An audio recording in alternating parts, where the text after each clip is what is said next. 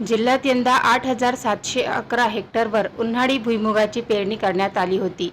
भर उन्हाळ्यात राबून रक्ताचे पाणी करून पिकवलेल्या उन्हाळी भुईमुग शेंगाला मात्र नांदेडच्या कृषी उत्पन्न बाजार समितीमध्ये कवडी मोल भाव तर मिळतच आहे, परंतु कटीच्या नावाखाली प्रति क्विंटल 9 ते 10 किलो अतिरिक्त कटीची मागणी करून व्यापाऱ्यांकडून शेतकऱ्यांची पिळवणूक केली जात आहे।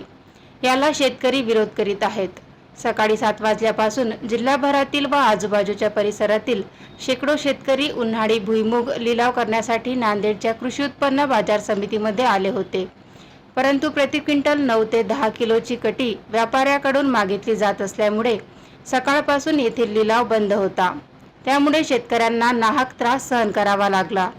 हजारो रुपये खर्च करून टेम्पो भरून माल कृषी उत्पन्न बाजार समितीमध्ये विक्रीसाठी आणले होते, परंतु आवक वाढल्यामुळे आणि पेरणी जवळ आल्यामुळे शेतकऱ्यांच्या मजबुरीचा फायदा घेण्यासाठी व्यापाऱ्यांनी अडवणूक सुरू केल्यामुळे शेतकऱ्यांना आपापला माल परत घरी न्यावे लागले।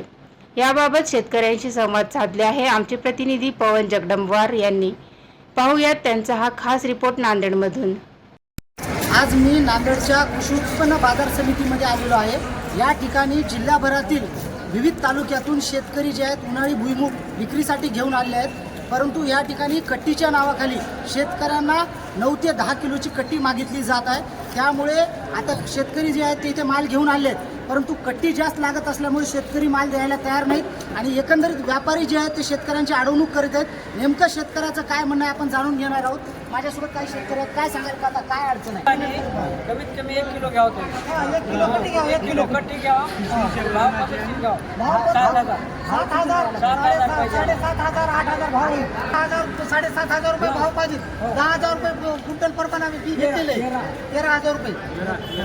मग आता आम्हाला 7,000-8,000 रुपये भाव पाहिजे। 7,000 कमी 1 किलो कट्टी, 1 किलो कट्टी हे किती रुपये भाव द्यायचा? हे आता काय 5 घ्याले, 6 घ्याले, 6 घ्याले, 6.5।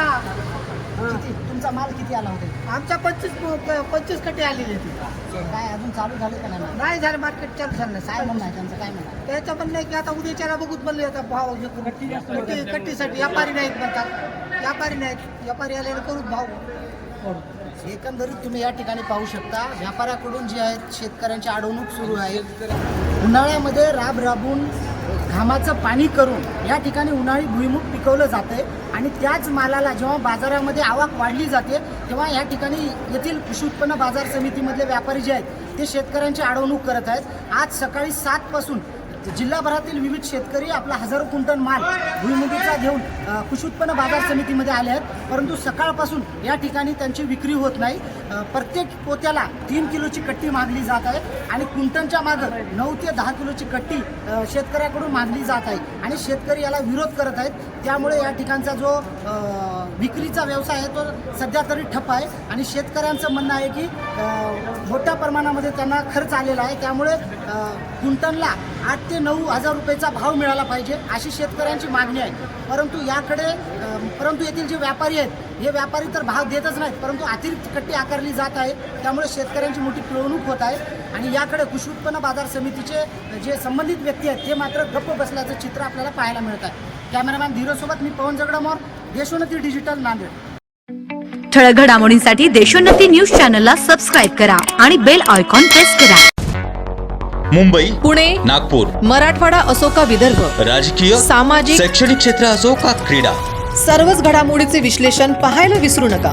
फक्त देशोन्नती न्यूजवर।